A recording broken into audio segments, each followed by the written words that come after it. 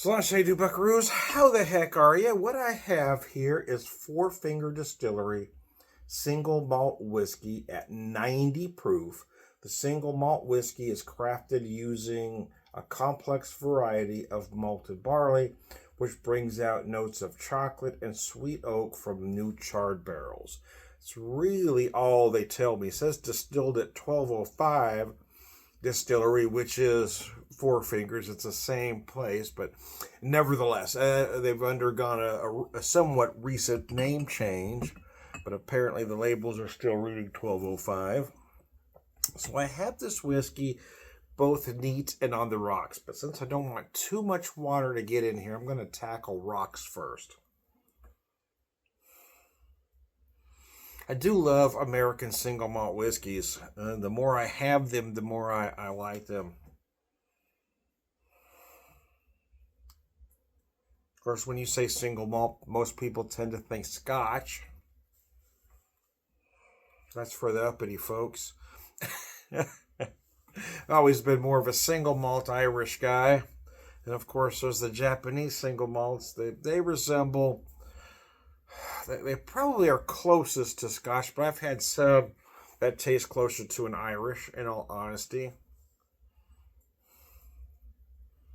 But I love the American single malt category because I feel like they're bolder whiskeys. I also feel like they cover more ground.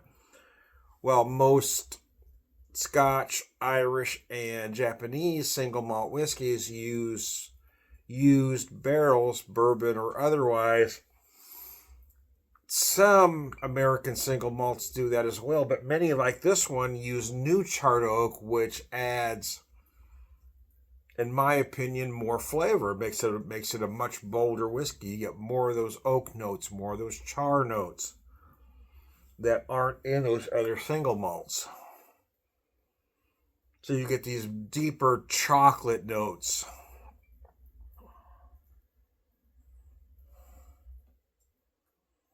More vanilla. It just, again, to me, it's a bolder whiskey, but yeah, it's one of those things. I love trying different distilleries, American single malts, because there's so many different takes on it. I feel like we're doing the product better than anybody else right now, especially the small distilleries. They're leading the way, man. If you're missing out on some of these small distilleries like Four Finger Distillery, you're missing out. You're spending too much money on allocated product that somebody has convinced you need to have. But buy those small distillery products. In my opinion, they're better.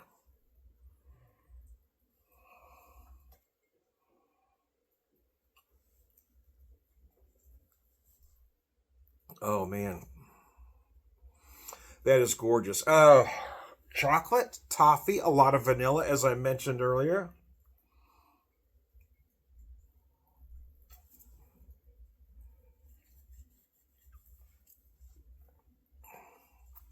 A lot of big oak and spice in the finish, a little bit of sweetness, and it's just about to where I like to call the sweet spot, that right amount of cold, that right amount of melt, bringing all those sugars right to the surface.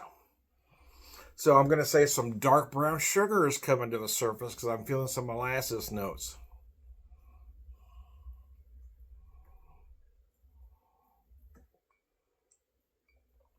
Oh man, that is just beautiful. Nice oak in the finish that dries it all up. Oh man, that's nice.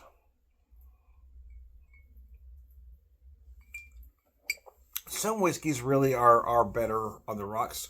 Most are better neat. Some are better in cocktails. It just kind of depends on the flavor profile.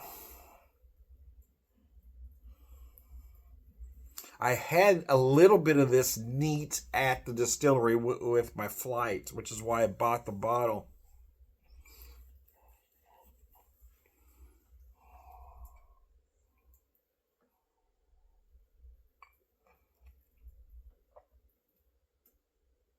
And it is rather tasty, neat. A lot of whiskeys get, on the rocks rather, a lot of whiskeys get drowned out once you put those ice once you put the ice in it, the flavors tend to get very muted.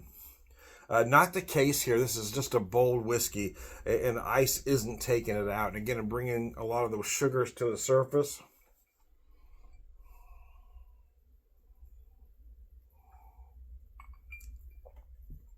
So if you enjoy your single malt on the rocks, this is one that can certainly hold up to it.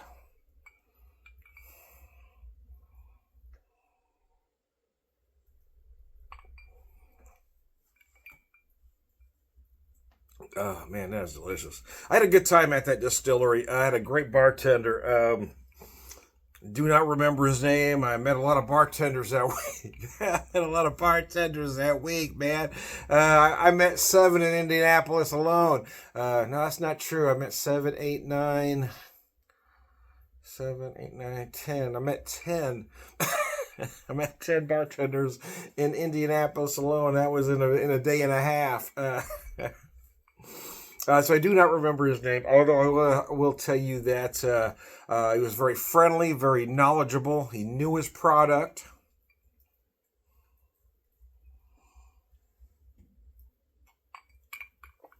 And he was respectful of other distilleries. When I'd mentioned going to another distillery before coming there, he had nothing but nice things to say about that one. And I like to see that. It's not good when you disparage others around you. It's not a good look, and bartenders that do that need to stop.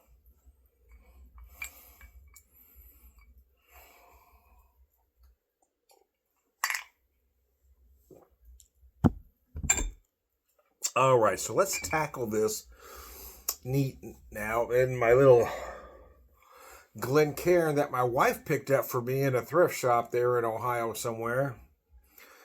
I believe it's a Dalmore because that's their signature there, so it's probably a Dalmore glass, but it works for this single malt. Any single malt, whether you're having Scotch, Irish, Japanese, or American, a Glencairn works. Oh, wow. Yeah, I will tell you that obviously the nose is much bolder. So I'm getting those big malted chocolate notes. Getting that toffee like I mentioned earlier with the rocks. A lot of big toffee notes. Almost a nutty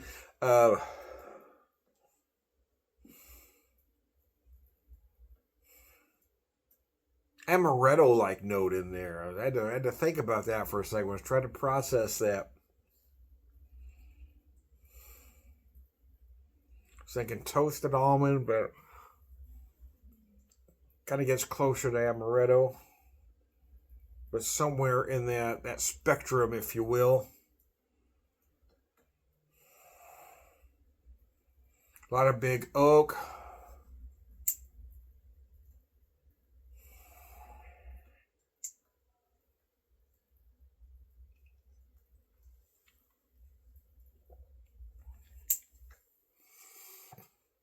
Oh man,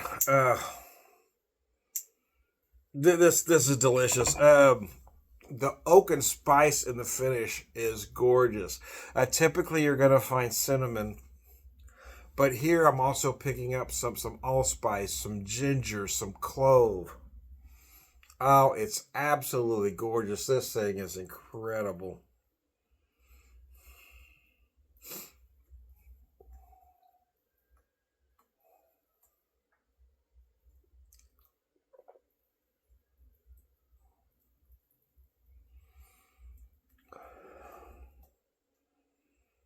Again, I'm going to reiterate brown sugar because you a very very dark brown sugar because you definitely feel some molasses. And although I wasn't picking up maple on the rocks, I am picking up some maple neat here. And again, I'm going back to toffee as well. A lot of big vanilla running all the way through.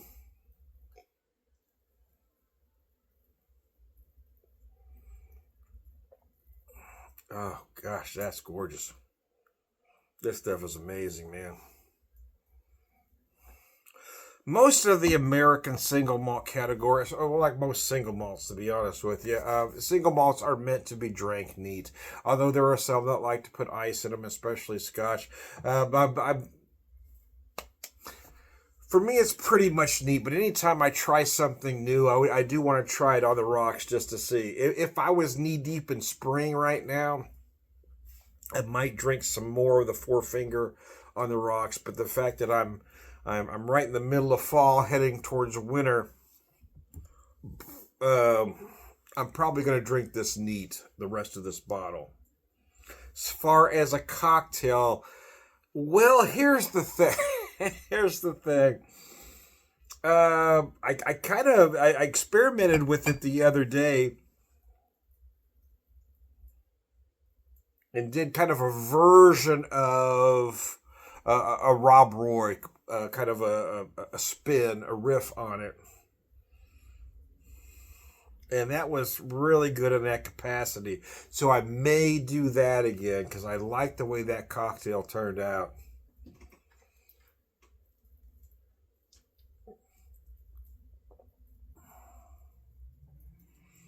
But drinking this neat right now, yeah, I mean this is it. This is the absolute perfect digestive. This is the perfect end of the evening. This is the perfect fireplace dram.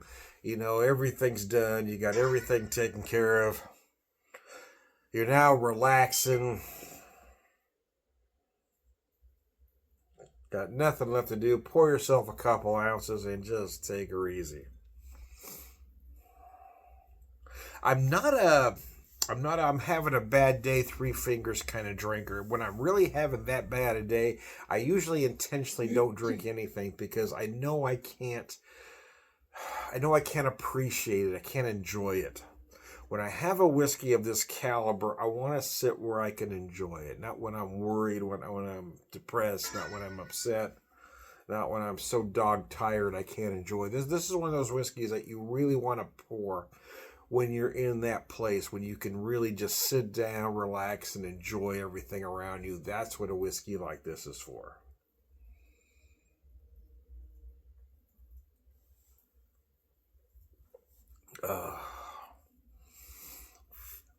Merce almost dropped an F-bomb, but I stopped myself. Wow, that is delicious. I would like to get back there again. I've found a lot of great places in Indianapolis. I'd like to get back to that Hard Truth Bar at the Garage Food Hall. I'd like to get back to the Jazz Kitchen.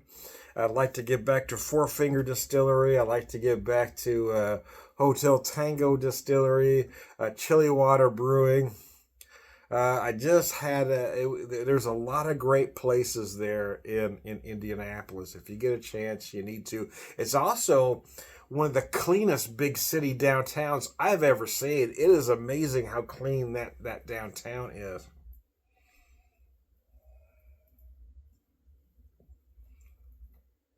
So, in conclusion, wow, it's just delicious, man. This stuff is so good.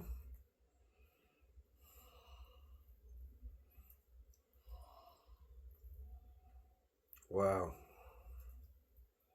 The flavors, the aromas, the viscosity, the mouthfeel. It is just right, man. Everything about this whiskey is just perfect. I would love, though, as I just told you, I feel like it's just done extremely well and perfect. I would love to have a cask version of this, just out of curiosity. Oh, man, this stuff is just so good. Anyways, I digress. I am Tom the Whiskey Whisperer.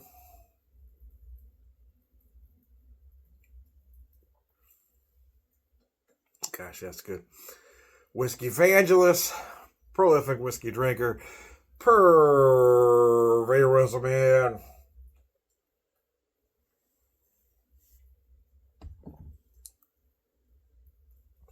All around good guy, Slancha.